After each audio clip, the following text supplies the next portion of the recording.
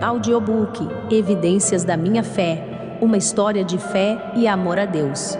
Um testemunho de fé, obediência, perseverança, sabedoria e confiança no Deus do impossível, que vai impactar a sua vida.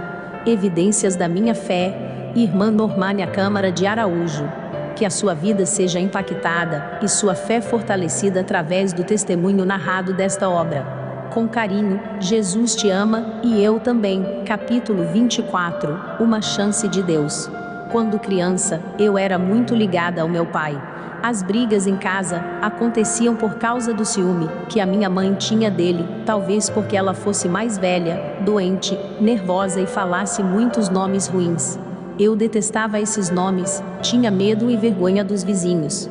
Meu pai falava palavrões, e aquelas cenas foram me aborrecendo e me afastando dele, até que minha mãe veio a falecer. Meu pai então se juntou com os irmãos que eram pescadores e sumiu por um tempo, arrumou uma companheira, foi morar num lugar barrento, em que a água a ser consumida era de poço, por isso passou a ser asmático. Quando essa senhora faleceu, ele voltou a morar comigo, mas eu não tinha aquele apego como antes, o tratava com carinho e zelo, atendia às suas necessidades e acompanhava-o nas consultas ao médico. Como ele sofria também de enfisema pulmonar, eu fazia tudo o que era necessário para melhorar sua saúde. Um irmão em Cristo, ao orar lá em casa, me falou que Deus ainda não o tinha levado por minha causa, e esta afirmação ficou na minha mente. Não entendi o porquê, pois eu não desejava a sua morte, mas também não pedia que isso não acontecesse. Recorri então a Deus para entender o que estava acontecendo. Foi quando Deus falou ao meu coração que eu não estava tendo atitude de cristã, que deveria amar o meu pai. Naquele momento, chorei, pedi perdão a Deus e prometi a mim mesma que o amaria. Nessa ocasião, ele estava internado numa clínica com crise de asma. Meu sobrinho que estava com ele disse-lhe que na próxima visita já estaria bem e de alta, e o levaria para morar comigo. Não houve esse dia, ele faleceu.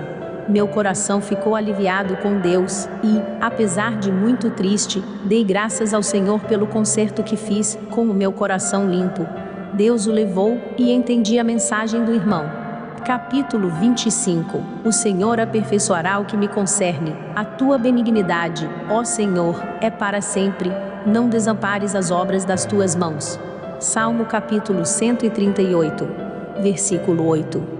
Meu esposo ficou uns 15 anos fora da presença de Deus, mas, no ano de 2002, sentiu uma dor forte no peito, do lado esquerdo, e suava muito. Então, o levei para a clínica, e lá constataram que ele estava infartando. Foi atendido a tempo, medicado e lhe pediram uma bateria de exames.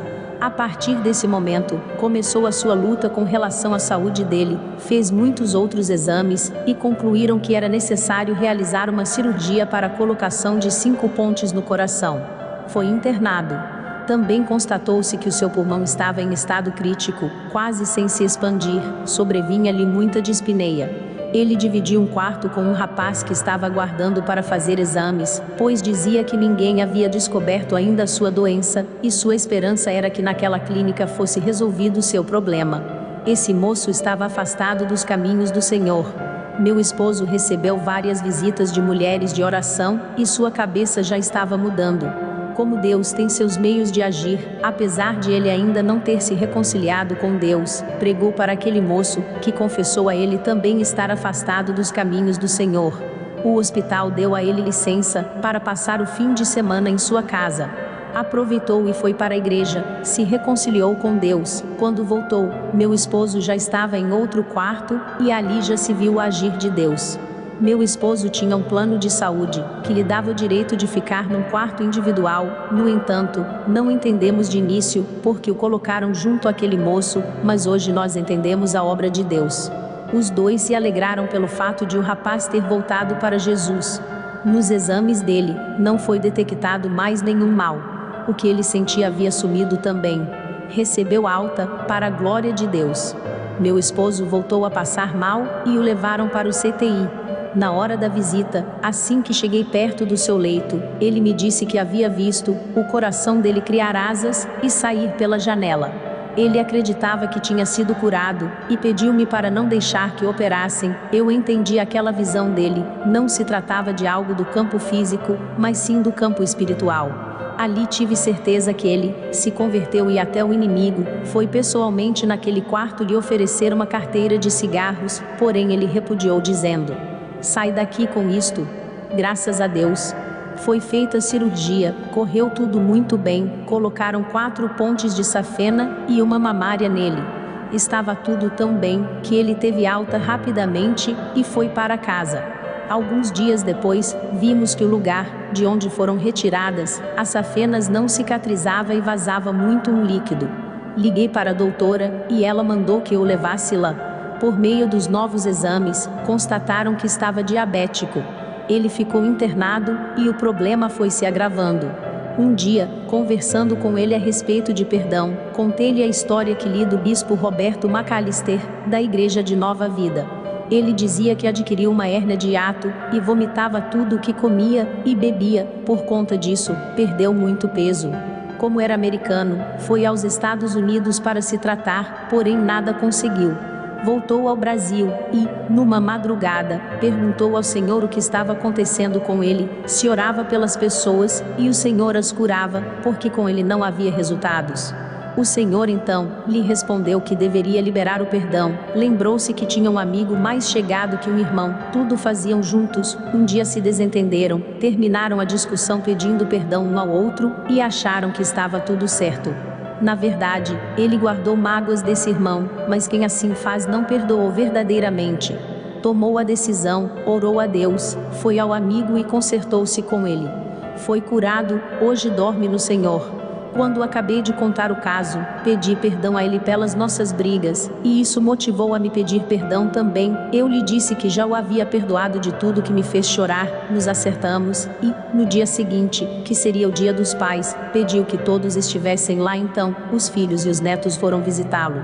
No dia seguinte, pela manhã, estava com ele e se queixou comigo de cansaço. O pneumologista me disse que ele estava apenas com 20% de um só pulmão funcionando.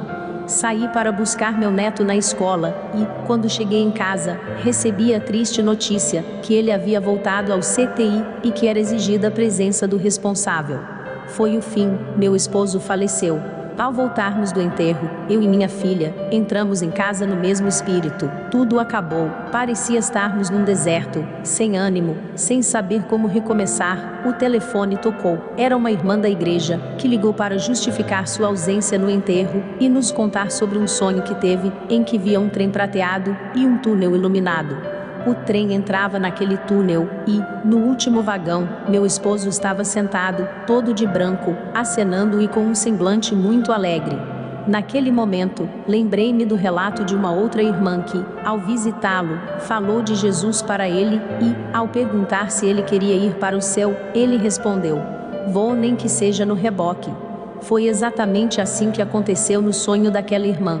Resolvemos nos mudar para Carangola, em Minas Gerais, para recomeçar nossas vidas. Eu precisava ter acompanhamento de um cardiologista, me indicaram o mais famoso da cidade. Ele me examinou e me passou uma receita frente e verso. Fiquei apavorada, pois não estava sentindo nada demais.